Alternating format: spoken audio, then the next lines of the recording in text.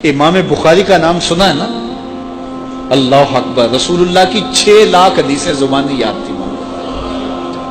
اللہ اکبر۔ اور آج امام بخاری کی کتاب صحیح بخاری، اصح الکتب بعد کتاب اللہ، کتاب اللہ کے بعد سب سے صحیح کتاب بخاری شریف آج دنیا اسے چومتی ہے۔ ختم بخاری ہوتا ہے، یہ امام بخاری کی جمع کرتا ہے۔ امام بخاری سفر پہ جا رہے تھے اور امیر آدمی تھے، 6 لاکھ اشرفیاں اس زمانے میں آپ کے پاس، یہ چھوٹا سرمایہ نہیں تھا، کشتی کا سفر تھا۔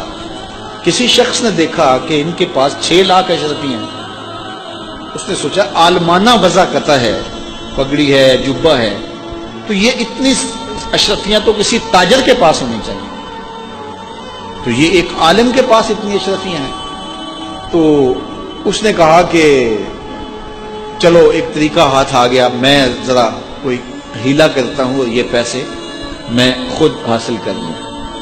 تو اس نے شور مچا دیا کہ میری 6 لاکھ اشرفیاں چوری ہو گئی،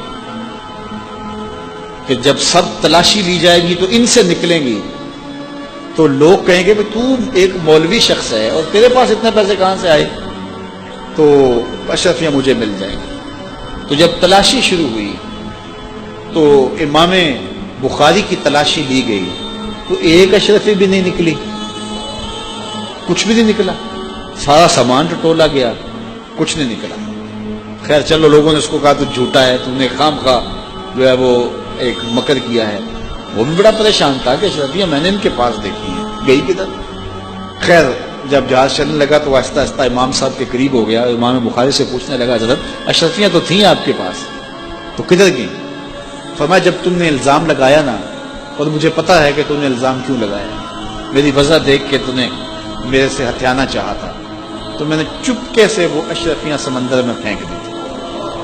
تو کہا حضرت اتنی زیادہ اشرفیاں اور سمندر میں پھینک دیں؟ کہا ہاں۔ کہا کیوں پھینکی؟